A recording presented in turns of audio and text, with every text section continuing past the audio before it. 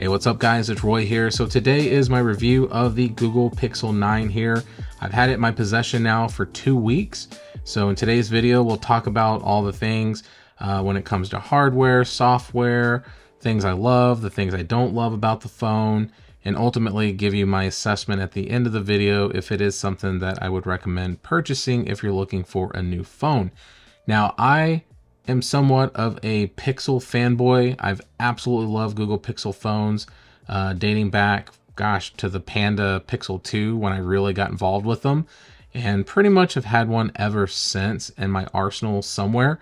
But with this Pixel 9, I think, in my opinion, the Pixel 9 lineup, and this goes for the Pro XL, I really do feel like these are the most intentional and most mature looking Pixels, which means that the hardware that they've done, even though it isn't like a significant, like just crazy change, it does feel much more premium than previous Pixels in the past. Now, with that came a little bit of a price hike. This is $799 versus the $699 price tag on the Pixel 8. But I do feel like with that extra money, you are getting a more premium phone, but you're also getting a lot of great new features as well. So, with that being said, I think the $799 price range is kind of that norm for the entry-level flagship phone. And that's what I think this Pixel 9 is. Now, just looking at it, I just think it looks like a really, really good phone. So to start with, let's just say if we had this lined up next to like an iPhone and a Samsung phone, I really do feel like that this one would stand out the most, mainly because of that big camera bar that they have there that's very much striking and stands out. But I think just from the premium materials that they've used, like the Gorilla Glass Victus 2 on the back, even though the 9 is more of the shinier, glossier back, I do think that, like I said, if you had these up next to each other, I do feel like a lot of people would gravitate towards this. And that's for a lot of people that didn't even know that Google made a phone. Now, if you're watching this video, obviously, I'm sure you already knew that and you're an enthusiast like me and, you know that kind of stuff. But like my wife, like she doesn't know anything about Google Pixel phones, and a lot of my family doesn't. They're either a Samsung or an iPhone user. So with this, I think it does look really, really good.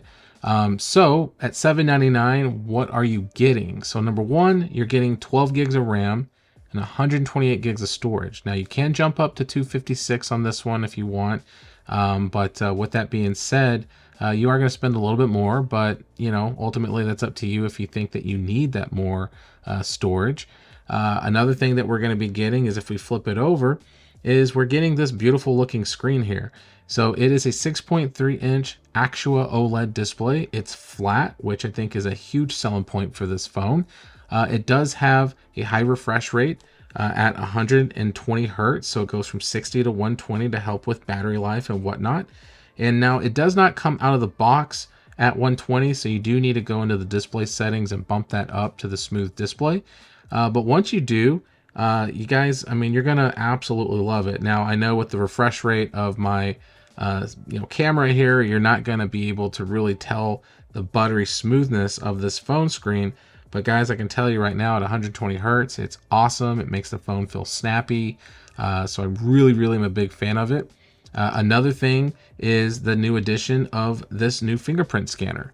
Now we do get an ultrasonic fingerprint scanner across the board, and this is much faster and much more secure. So instead of the optical that we used to get that was just shining a light on your fingerprint, now we're getting an ultrasonic like the Samsung Galaxies have, and it's a much more sophisticated, much more, just more secure biometrics, 3D, imaging of your thumb and all that stuff with ultrasonic, so the point is that it's much, much better. Now, the double-edged sword with ultrasonic fingerprint scanners is it does not play nice with all tempered glass screen protectors.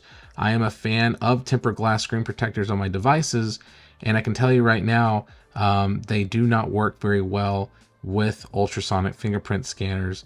A lot of times you might buy one that has the hole cut out where the fingerprint scanner is. I think those look really stupid, so please don't be that person that does that.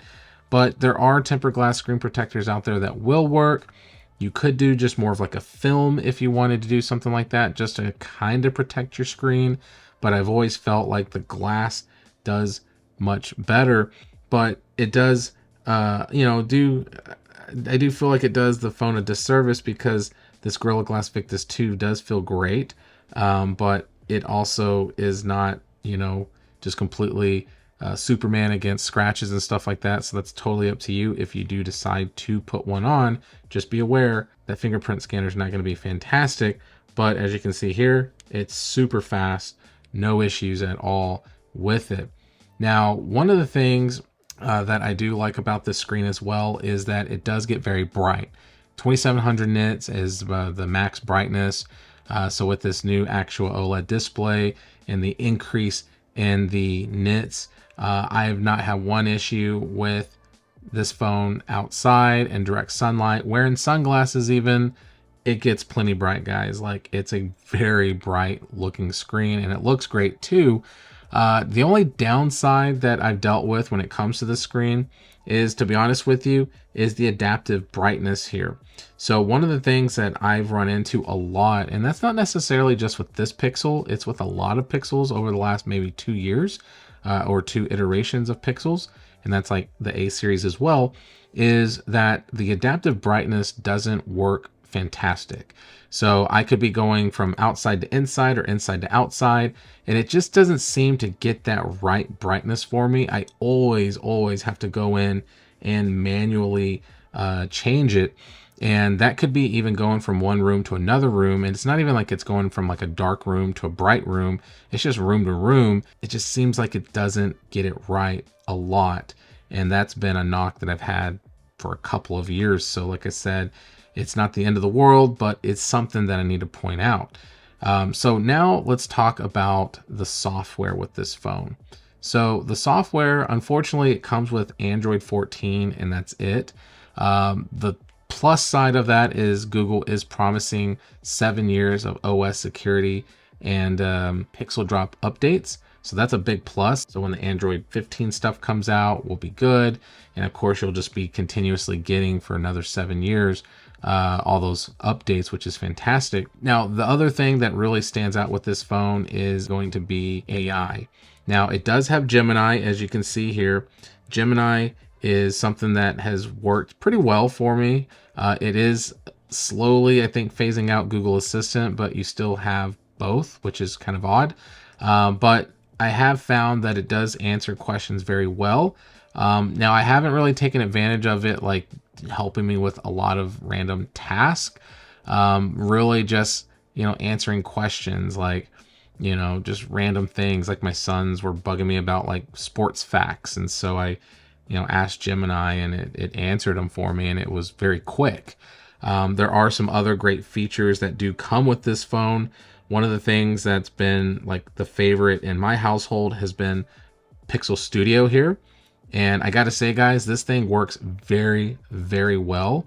And it's actually kind of freaky how well it does work. And so I'll show you real quick. So there are some really neat things that this can do. And my kids have just been having a blast with it. So just for fun, I'm gonna do the voice text version instead of typing it out. So let's just come up with something random. So let's do a T-Rex riding a scooter, wearing a hat backwards, and the shirt says hello. So we'll see what it does here. I mean, it's that instant. A T-Rex riding a scooter with a hat on. Now I did say backwards and it didn't do backwards. It did just put a hat on, but wearing a shirt that says hello. And you can kind of do a refresh. And as you can see there, it's still riding a scooter. It still says hello, just the hat's not on backwards, which I'll give it a pass on that one. We'll do a refresh just one more time to see. And it's still riding a scooter, but it still doesn't have the hat on backwards. So, yeah, that's the first time, honestly, that it actually hasn't done exactly what I said. So just for jollies, let's do another one. So let's say Superman flying in the sky, dodging donuts. I don't know. That's such a random thing. Let's see if it does it. So it says the ability to create human images is coming in the future. So this is something that I have seen where obviously Superman's a fictional character, could be a comic book character. But what I found, if I add in a cartoon Superman flying in the sky dodging donuts, let's see if that changes anything. Still doesn't. So I have found that if I add that into the mix, sometimes it will do that. So for fun, since we were talking about dinosaurs earlier, let's try this. A pterodactyl flying in the sky, dodging donuts that are falling, and in the background, do a fireball. I don't know. Let's see if it does it. There we go. I mean, guys, did you see how fast that was in real time? That was literally like 3 seconds, and poof, we got a pterodactyl flying in the sky, dodging donuts with a fireball in the background. Like, this is nuts. And literally, my kids were just having a blast with this. We were coming up with the most random things, baseballs with mustaches and googly eyes and lipstick and arms and legs. I mean, it went on and on and on, but it just shows like how insane some of this AI stuff is, which, like I said, it is kind of a little freaky, to be honest with you. Now there is the screenshot, whatever you want to call it. I'm trying to find it here. The screenshot app here. Honestly, guys, I never used it. I just don't see the need for it. Maybe eventually, if I keep this phone longer and longer, I could see the screenshot app maybe coming in handy. But to be honest with you, like, I didn't need it. I did not see the appeal for it. Now, obviously, you're going to get so many other things that you can do when it comes to AI. For example, like there's the new weather app that does give you, some AI weather reporting. Now, I found that it's okay, I guess. Like right here, warm night with pleasant temperatures expected tomorrow, but don't forget your sunscreen around midday. Like, kind of a generic thing, but I do like the look of this way better. I think it looks really, really good. And so I do find that the weather app, now if you go on here, it does change it up a little bit, but I think it does look a lot more sophisticated versus like the little frog guy that was like on all the Google Pixels when you were doing your weather stuff. So I think that this does do a much better job with just, like I said, overall when it comes to like AI. There's so many other things that this phone does with like magic editing and stuff like that. I'm not going to get lost in the weeds on that with this, but I do know it's worked very well for me in the past. Another thing is like all the normal Pixel stuff when it comes to software that makes the Google Pixel usually the smartest smartphone in the room. Like the voice to text is just insanely fast. Like, it's just voodoo magic. I've said that for years. It's very good. It does its punctuations. It does all those things. I rarely have to proofread it. The call screening, the hold for me, all those things as well are fantastic. But once again, that's something that you've been able to take advantage of for a number of years now. But, it's just getting better and better and better, because with that 12 gigs of RAM as well and the new Tensor G4 chip, it's really helping to make this phone not the fastest phone in the world. So like with benchmarks and stuff like that, it's not going to be the number one phone. But what I care most about when I'm playing with my phone here, or I'm using my phone, is just it feels snappy. It feels quick. When I open an app, it opens. When I'm using it, it works. It doesn't freeze up on me. And with that extra RAM now in this phone, I feel like it does a very good job with that. Now, another thing to kind of talk about is the battery life. So with the battery life in this phone, we are getting 4,700 milliamps. So it is pretty decent when it comes to my battery life. I actually feel like it's been great, to be honest with you. I'm averaging around 5 to 6 hours of screen on time with plenty of juice left when I go and plug my phone in at night when I go to bed. So I'm definitely not complaining at all with the battery life.